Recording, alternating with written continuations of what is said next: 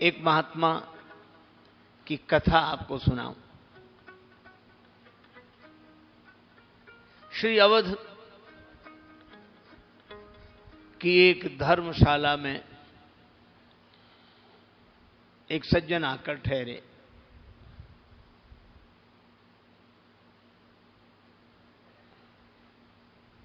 एक महात्मा ऊपर छत पर। अब महात्मा का तो काम ही सवेरे सवेरे जागकर भगवान का भजन करना। वो 4 बजे सवेरे से जाग जाएं। सीताराम सीताराम सीताराम सीताराम सीताराम सीताराम सीताराम सीताराम।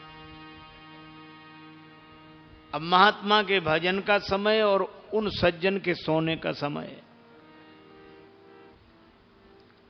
तो जब सीताराम सीताराम सीताराम कहा तो वो तिल मिलाकर उठे और कहने लगे, बड़े प्रात से संतजन करते सीताराम, इनके सीताराम ने कर दी नींद हराम।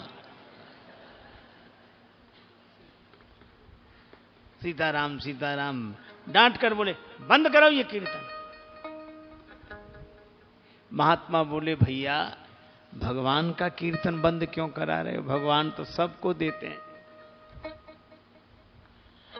सबके कृपालु हैं। वे सज्जन कहने लगे, गलत, किसी को कोई कुछ नहीं देता और भगवान तो देते ही नहीं। भगवान दिखे तुम्हें आज तक? भैया वो न दिखे तो भी देते हैं। हवा नहीं दिखती पर सबको सुख देती है। नहीं, मैं नहीं मानता।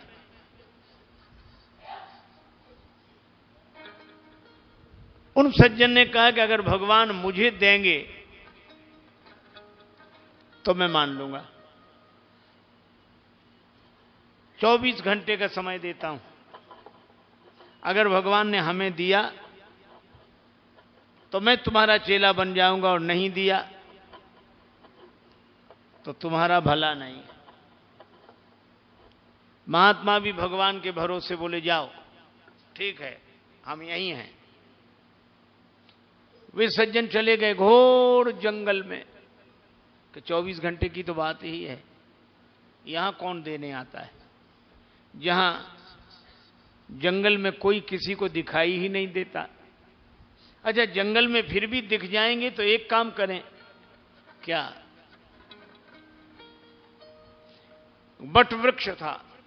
महात्मा उस बट वृक्ष के ऊपर, वो सज्जन उस बट वृक्ष के ऊपर चढ़ गए और घने पत्तों की ओट में छिप गए। दिन भर बिताऊंगा और कल महात्मा से बात करूंगा। कहता है, भगवान सबको देते हैं, हमें दें तो हम जाने।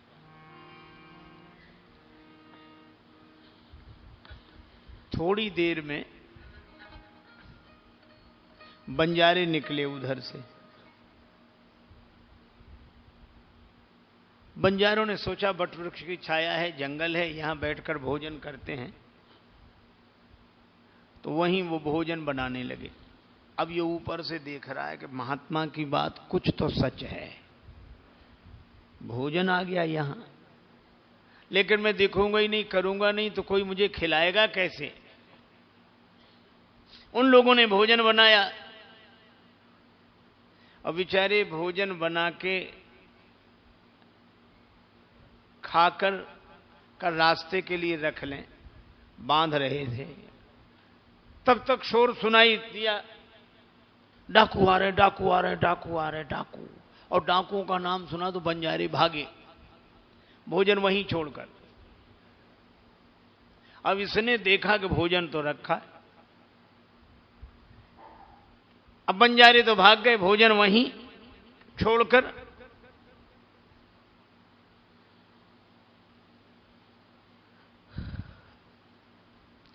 डाकुओं का सरदार पीछे पीछे, डाकू आगे आगे। एक डाकू ने कहा कि सरदार जी, बड़ा ताजा भोजन, सुस्वादु भोजन, हम लोग थके हुए हैं, सब लोग भोजन करो, आप भी भोजन करो, फिर बाद में देखा जाएगा, जो होगा सो होगा। भोजन मिला है, प्रेम से बैठकर पाते हैं। डाकुओं का सरदार बोला, धोखे में मत आना, इस घोर जंगल में भोजन कौन देकर गया? हमें लगता है कि किसी को हमारे आने की खबर लग गई है और उसने इस भोजन में जहर मिला दिया गया हो, विष मिलाया होगा ताकि हम लोग भोजन करके मर जाएं। एक डाकू ने कहा कि सरदार, इस घोर जंगल में कौन आता है विष मिलाने के लिए और भोजन, विष भरा भोजन रखने के लिए? 10वीं सरदार बोला, खोजो, विष मिलाने वाला यहीं कहीं छिपा हुआ होगा। एक डाकू ने कहा, अगर वो दिख जाए हमें तब गोली मार दें उसे। अब डाकुओं ने जो इस तरह बातें की, अब ये डर के मारे कांपा, तो पत्ते हिले। एक डाकू बोला, यहां कोई है? एक ने कहा, गोली मारे। बोले, गोली नहीं, उतारो इसे।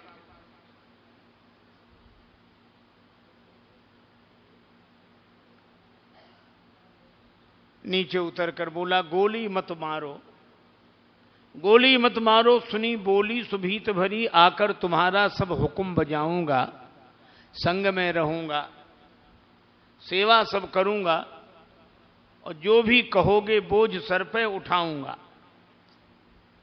डाकुओं का सरदार बोला, ये सब बाद में करना, पहले ये भोजन कर, इसमें विष मिला है। मन में उसने सोचा, ये खाएगा तो मर जाएगा, भोजन कर। बोला, भोजन तो नहीं करूंगा, मैंने निश्चय किया है भोजन नहीं करूंगा। डाकुओं का सरदार मन में सोचने, ये नहीं करेगा हमको कराएगा, जरूर इसमें विष है। वो कहने लगा कि नीचे उतारा बात कह लो तुम खोटी खरी, पर कसम तुम्हारी मैं रोटी नहीं खाऊंगा। हाथ में ले बेंत, हाथ में ले बेंत। तब 10वीं सरदार बोला, आज तुझे रोटी मार मार के खिलाऊंगा। 2 छड़ी लगाई, कर भोजन। किया उसने, रोते रोते किया भोजन, पर उसका कुछ नहीं बिगड़ा। 10वीं सरदार ने कहा कि तुम्हारा कुछ नहीं बिगड़ा। बोले, कुछ बिगड़ेगा कैसे, इसमें कुछ है ही नहीं। फिर तुमने ऐसा निश्चय क्यों किया? का एक महात्मा ने कहा था कि भगवान सबको देते हैं, मैंने कहा मुझे देंगे तो मानूंगा। डाकुओं का हृदय परिवर्तन हो गया और वो व्यक्ति महात्मा के पास आया। महात्मा तो राम भरोसे सीताराम सीताराम सीताराम, आकर चरणों में गिर गया। महाराज, आप सही कहते हैं, मैं आपका चेला बनूंगा। और वही सज्जन उस संत के शिष्य बनकर बड़े उच्च कोटि के महात्मा हुए, श्री मलूकदास जी महाराज। और मलूकदास जी क्या कहते हैं?